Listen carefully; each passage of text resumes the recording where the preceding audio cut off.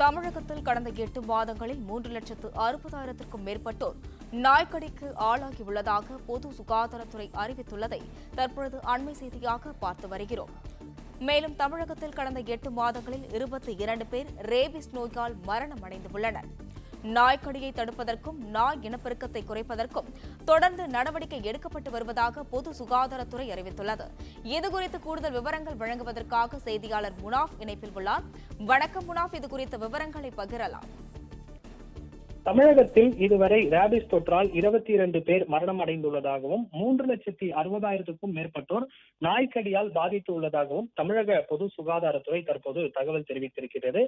குறிப்பாக தமிழகத்தில் கடந்த 8 மாதங்களில் 3,60,000க்கும் மேற்பட்டோர் நாய்க்கடியால் பாதித்துள்ளதாகவும் இதுவரை 22 பேர் ரேபிஸ் தொற்றால் பாதிக்கப்பட்டு உயிரிழந்துள்ளதாகவும் பொது சுகாதாரத்துறை தற்போது தகவல் தெரிவித்திருக்கிறது. தமிழகத்தில் தெருநாய்கள், வளர்ப்பு நாய்கள் கடித்து காயமடைந்த சம்பவங்கள் தொடர்ந்து அதிகரித்து வருகின்றன. இதனால் ஏற்படும் ரேபிஸ் தொற்றில் இருந்து செல்ல பிராணிகளையும் மனிதர்களையும் காப்பாற்றுவதற்கு தடுப்பூசிகள் தீர்வாக உள்ளது. நாய்க்குட்டி பிறந்து முதல் ஆண்டில் இருமுறை ரேபிஸ் தடுப்பூசி செலுத்த வேண்டும். தொடர்ந்து ஆண்டுக்கு ஒரு முறை தடுப்பூசி போட வேண்டும். ஆனால் தெருநாய்களுக்கும் சில இடங்களில் செல்ல பிராணிகளுக்கும் தடுப்பூசி முறையாக செலுத்தப்படுவதில்லை என கூறப்படுகிறது. இவ்வாறு தடுப்பூசி போடாத நாய்கள் மனிதர்களை கடிக்கும் போது ரேபிஸ் தொற்று பரவி இரு தரப்பிற்குமே பாதிப்பு ஏற்படுவதாக பொது சுகாதாரத்துறை தெரிவித்திருக்கிறது.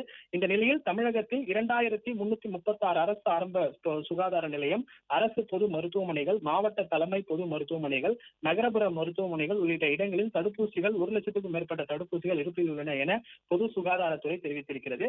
இந்த நிலையில் கடந்த 8 மாதங்களில் ரேபிஸ் நோயால் அந்த ரேபிஸ் தொற்றால் 22 பேர் உயிரிழந்துள்ளதாகவும் 3,60,000க்கும் மேற்பட்டோர் நாய்க்கடியால் பாதித்துள்ளதாகவும் பொது சுகாதாரத்துறை தற்போது தெரிவித்திருக்கிறது.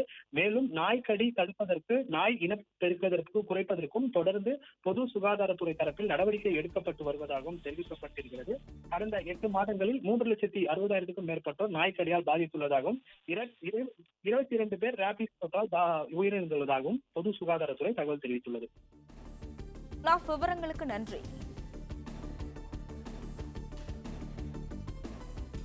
பிளே ஸ்டோர் மற்றும் ஆப் ஸ்டோரில் இருந்து பாலிமர் செயலியை QR கோடு மூலம் பதிவிறக்கம் செய்யுங்கள். செய்திகளை உடனுக்குடன் பெறுங்கள்.